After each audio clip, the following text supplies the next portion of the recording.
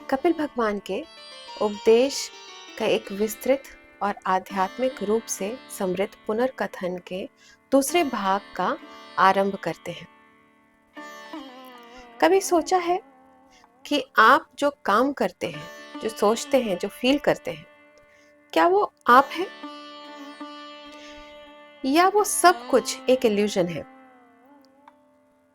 आजकल हम अपनी आइडेंटिटी करियर से बनाते हैं, रिलेशनशिप से बनाते हैं, सोशल मीडिया से भी बनाते हैं। लेकिन अगर सब कुछ छूट जाए तो क्या बचा? हम कौन हैं? हम क्या हैं? क्या हम डूअर हैं या सिर्फ दृष्टा? नमस्ते। यही सवाल लेकर मां देवहूति अपने पुत्र कपिल मुनि के पास गई थी और जो जवाब मिला उसने पूरी सृष्टि का रहस्य ही खोल के रख दिया। आइए हम भी सुनते हैं, समझने की कोशिश करते हैं। मुक्ति के प्यास से भरा हुआ हृदय लेकर देवहूति अपने दिव्य पुत्र कपिल भगवान के चरणों में जाती है, जो स्वयं परम ज्ञान के अवतार हैं। उनकी आवाज में विनम्रता की कंपन है, लेकिन उनकी भावना में एक दृढ़ लगन। हे पुरुषोत्तम, मुझे बताएं, वो प्रकृति और पुरुष कौन है जो स्थूल और सूक्ष्म रूप में इस सृष्टि के कारण भी हैं और परिणाम भी? ये सृष्टि कैसे होती है और कैसे ये सब स्थिर रहता है? ये प्रश्न कोई शुद्ध जिज्ञासा नहीं है, ये एक बंधी हुई आत्मा की पुकार है, एक ऐसे साधक की प्यास जिसे पता है कि केवल ज्ञान ही उस बंधन की जंजीर को काट सकता है। कपिल भगवान करुणा भरी मुस्कान के साथ उनके हृदय में अमृत बरसाने लगे। कपिल भगवान ने समझाना शुरू किया, जो मूल तत्व है उसे प्रधान कहा जाता है। ये अव्यक्त है जो दिखाई नहीं देता, लेकिन 3 गुणों से बना हुआ है: सत्व शुद्धता, रजस क्रिया और तमस आलस्य या जड़ता। ये प्रधान खुद तो निराकार है, लेकिन सभी रूपों और गुणों का जनक भी है। ये है प्रकृति। इस प्रकृति से 24 मूल तत्व का उत्पत्ति होता है: अंतःकरण, बुद्धि विवेक या इंटेलेक्ट, अहंकार यानी ईगो, मन माइंड, 5 महाभूत पृथ्वी जल अग्नि वायु आकाश, 5 सूक्ष्म तत्व गंध रस रूप स्पर्श शब्द, 10 इंद्रियां, 5 कर्मेंद्रियां क्रिया करने वाले इंद्रिय, 5 ज्ञानेंद्रियां ज्ञान प्राप्त करने वाली इंद्रियां। ये सभी 24 तत्व ज्ञानी लोग प्रकृति के परिणाम के रूप में मानते हैं। बुद्धि का स्वरूप होता है संकल्प, इंटेंशन, निश्चय, डिटर्मिनेशन, चिंता, थॉट प्रोसेस और अभिमान, ईगो, कॉन्शियसनेस।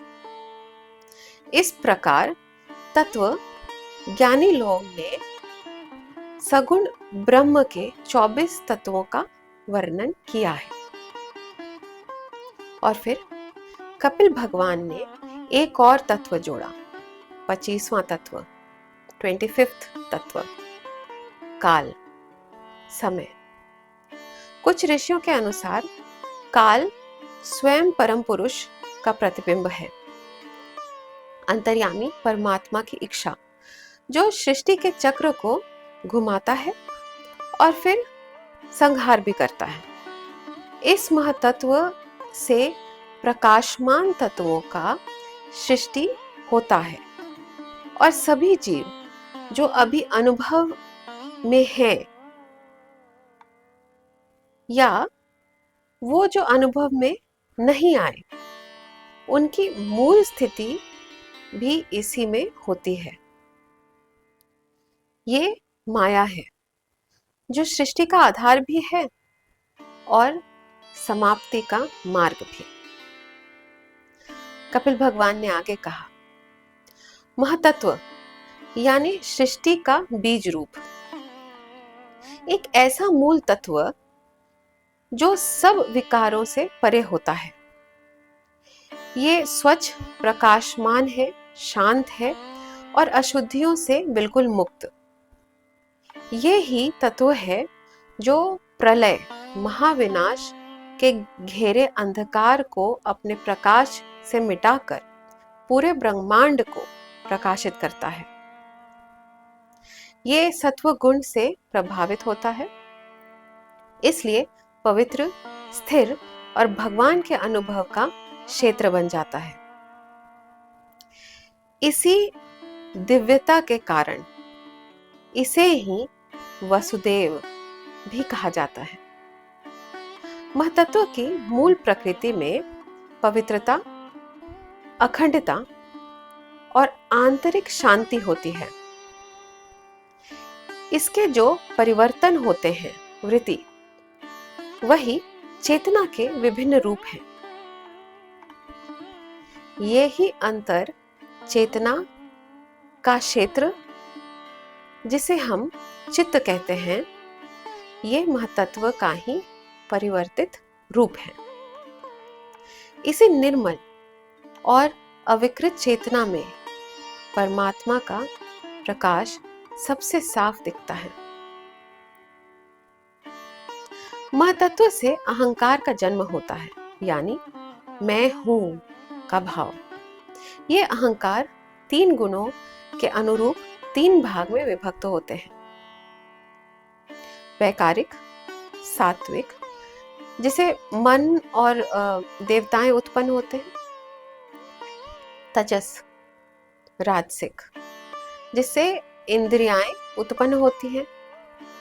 तमस, तामसिक, जिससे सूक्ष्म तत्वों के माध्यम से 5 स्थूल महाभूत उत्पन्न होते हैं। ज्ञानी ऋषियों के अनुसार ये अहंकार स्वयं अनंत देव का प्रतिबिंब है, जो संकर्षण के रूप में जाने जाते हैं, जिन्हें सहस्त्र मुख वाला कहा गया है। ये अहंकार 3 प्रकार से प्रकट होते हैं। देव स्वरूप कर्ता तत्व, करने वाले देवता। कारण तत्व, इंद्रियों के रूप में स्थापित देवता जैसे इंद्र। कार्य तत्व, पंच महाभूत रूप में विकृत स्वरूप।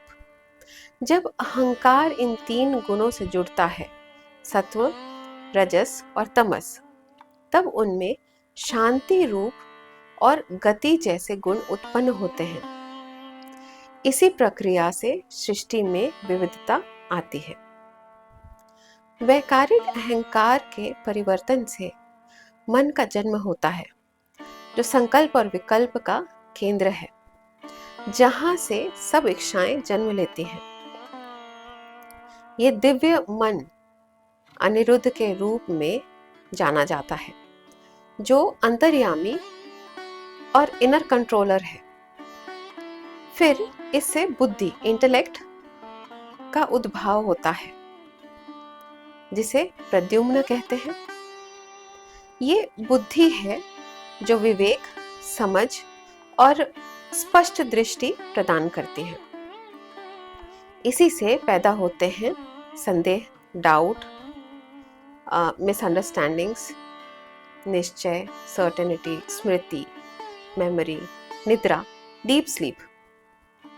ये सब बुद्धि के विवेक से उत्पन्न अवस्थाएं हैं।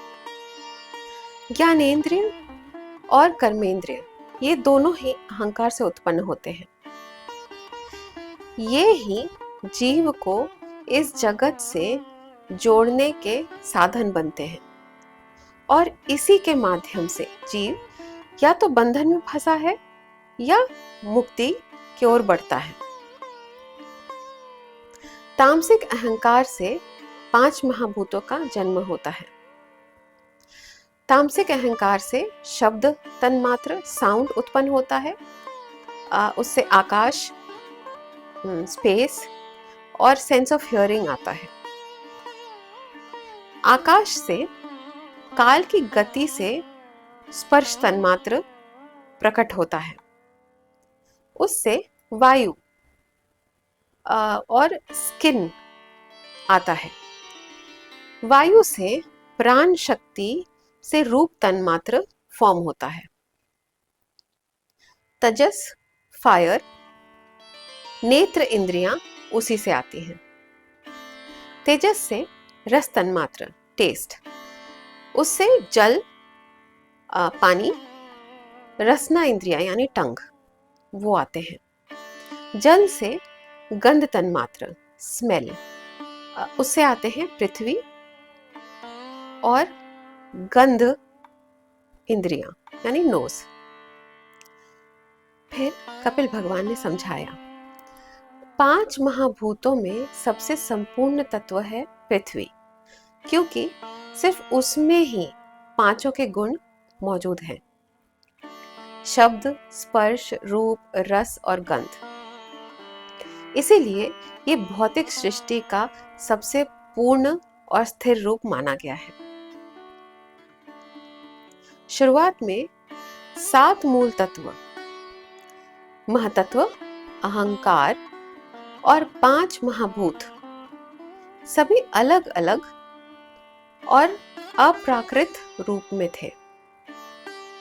तब श्री नारायण, जो कि सर्व सृष्टि के मूल कारण है, काल यानी टाइम, अदृश्य, डेस्टिनी और 3 गुणों सत्व, रजस, तमस के साथ उन सब तत्वों में प्रवेश करें। जब परमात्मा की उपस्थिति उन तत्वों में प्रविष्ट हुई तो उनमें गति आ गई और तब उनके योग से एक अजीब अंड, कॉस्मिक एग का जन्म हुआ।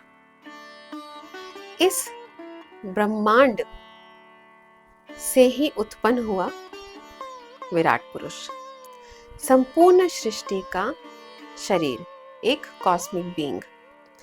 इस अंड को कहा गया विशेष, जिसमें 14 लोक, 14 रिलेम्स समाये हुए हैं, जो श्री हरि के रूप हैं। ये कॉस्मिक एग कई परत दर परत तत्वों से गहरा हुआ और हर लेयर पहले से 10 गुना मोटी। और वो लेयर्स हैं जल, अग्नि, वायु, आकाश, अहंकार, महतत्व, अंत में प्रकृति। इस विराट पुरुष ने दोबारा अंड के अंदर प्रवेश किया। मुख, माउथ से अग्नि और वाक यानी स्पीच का जन्म हुआ। नाक से प्राण, वायु, स्मेल, इनकी उत्पत्ति हुई। आंख से सूर्यदेव और चक्षु वो आए। कान, उससे श्रोतेंद्रियां आई। दिक्पाल आए। त्वचा, औषधि, हर्ब्स, प्लांट्स, ये सब आए और रोम आया।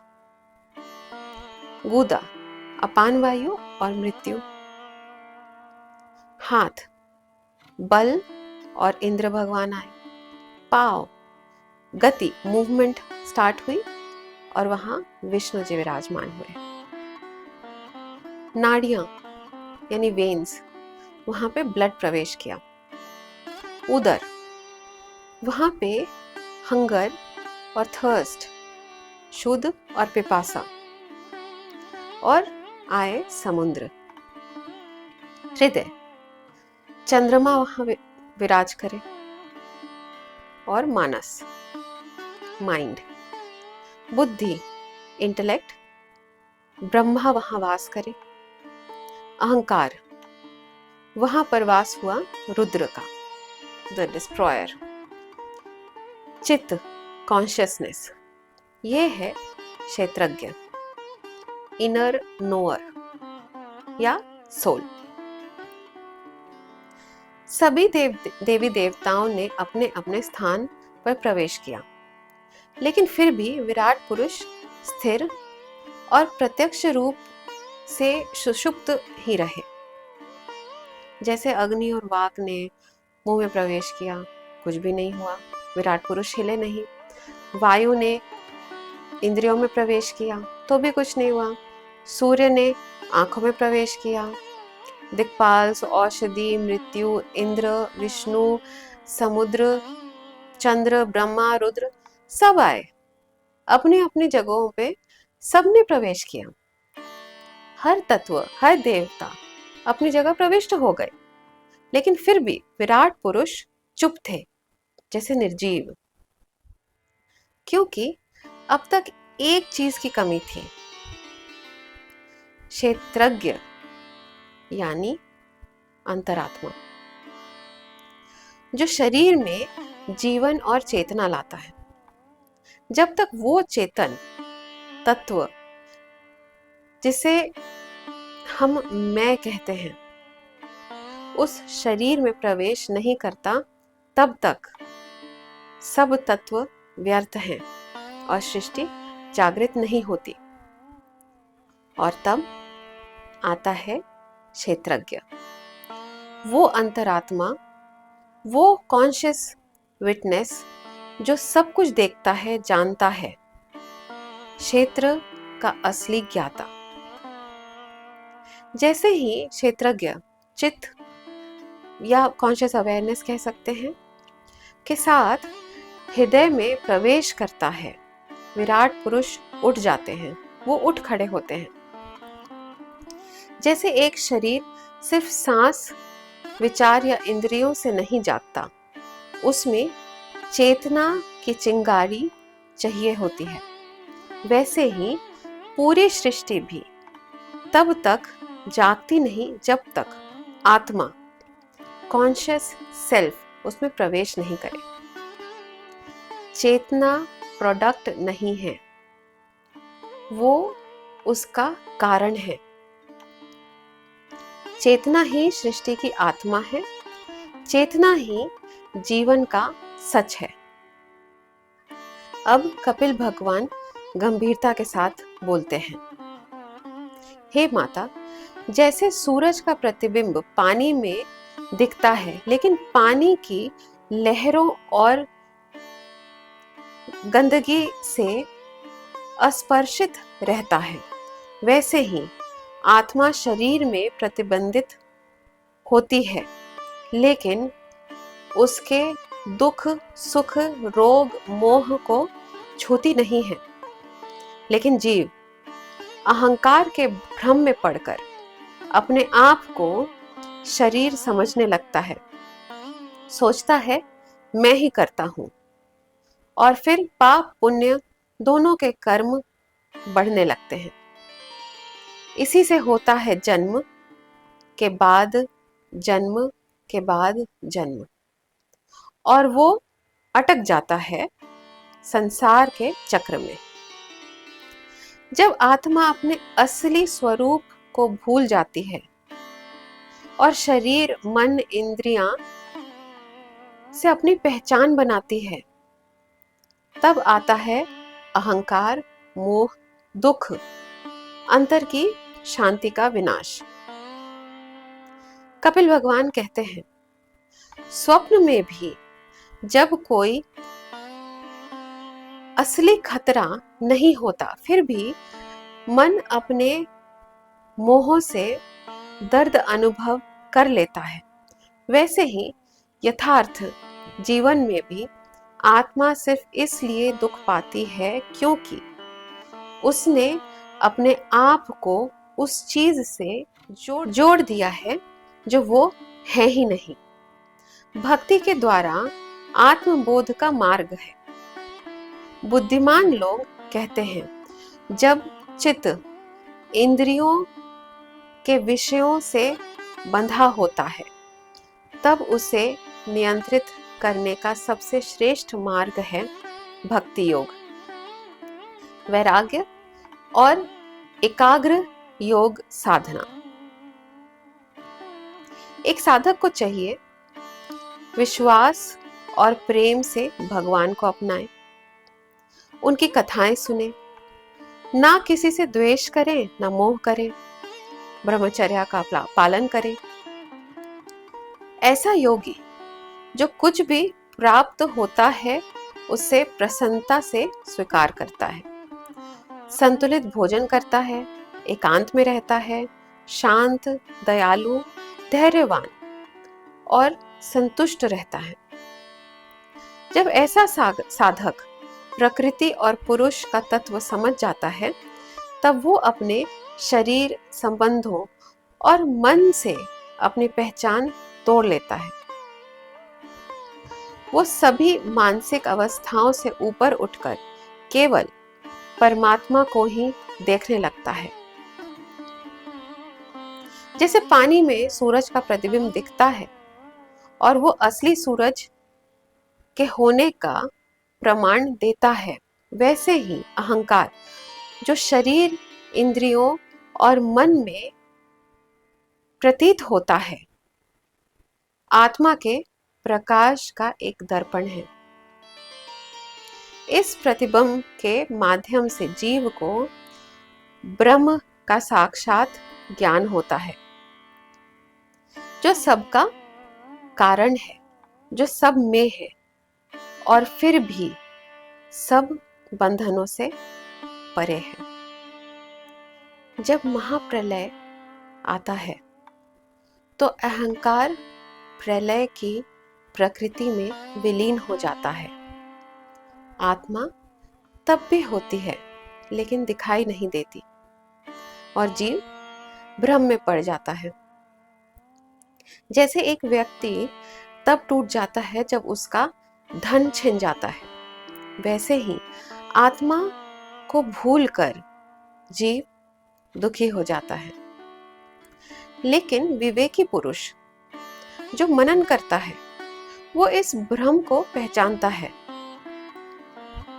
और तब जाकर उसे आत्मा का साक्षात दर्शन होता है, जो सदा ही साक्षी है, अहंकार से परे और कभी नाश नहीं होता।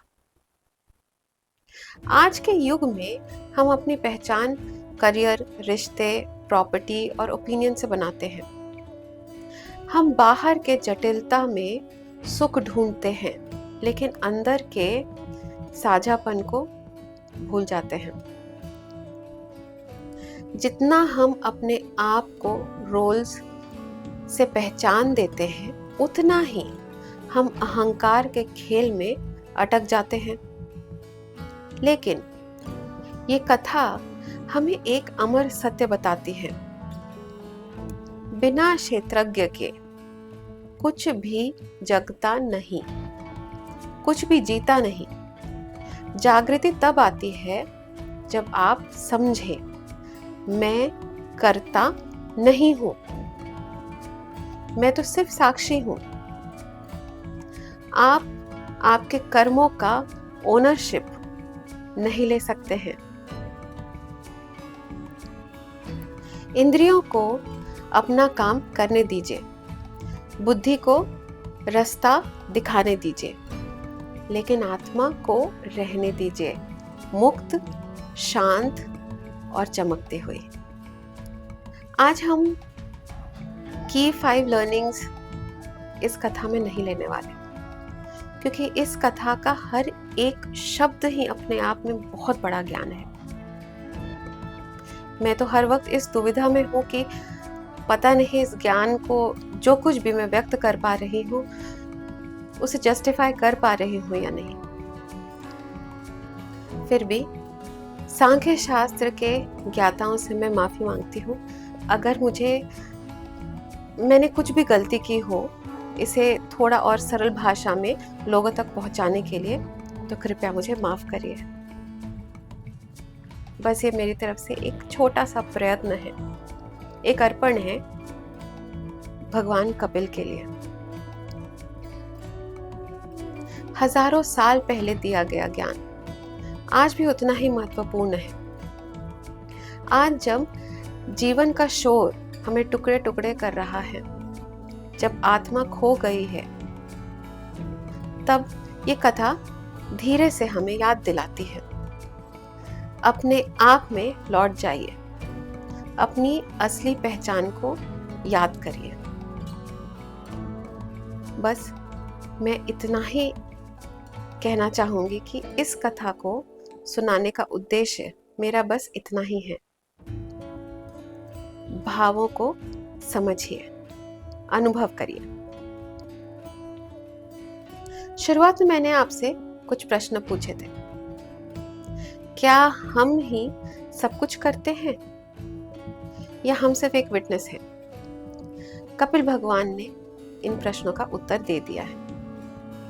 जब तक हम अपने आप को कर्ता समझते हैं, तब तक बंधन में हैं।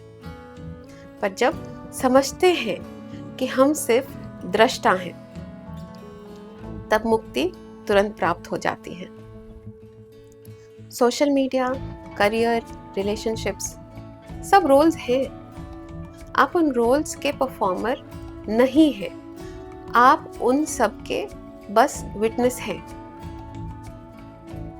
तो वापस लौट आइए उस सेल्फ में, जहां सब कुछ शांत है, सत्य है और अनंत है। जब तक चेतना नहीं जागती, विराट भी नहीं उठता, और जब चेतना जागती है, पूरी सृष्टि चमक उठती है। पर हाँ, आज हम द कृष्ण मोमेंट को जरूर जानने की कोशिश करते हैं। चलिए कृष्ण मोमेंट की तरफ। मैं अपनी सूक्ष्म बुद्धि अनुसार, अब इस कथा का कृष्ण मोमेंट निकालना मेरे लिए बहुत डिफिकल्ट था, पर सूक्ष्म बुद्धि अनुसार मैं जो कृष्ण मोमेंट निकाल पाई हूँ वो ये है। जब क्षेत्रज्ञ अंतरात्मा चित्त के साथ हृदय में प्रवेश करता है, तब ही विराट पुरुष जागता है। यही है द कृष्ण मोमेंट। जब हम समझ जाते हैं मैं कर्ता नहीं हूं, मैं तो सिर्फ दृष्टा हूं, मैं ओनरशिप नहीं ले सकता, उसी पल चेतना जागती है, उसी पल जीवन बदल जाता है। अंत में इस कथा को जरूर शेयर कीजिए। जो भगवान हमारे अंदर है, वो जागने के इंतजार में है। ऐसी और कथाएं सुनने के लिए इस चैनल को सब्सक्राइब जरूर करें, लाइक करें, बेल आइकन दबाएं ताकि आपको अपडेट्स मिलते रहें। नमस्ते, मिलते हैं अगले गुरुवार, अगले थर्सडे, एक और कथा, एक और दर्शन, एक और जीवन की रोशनी के साथ।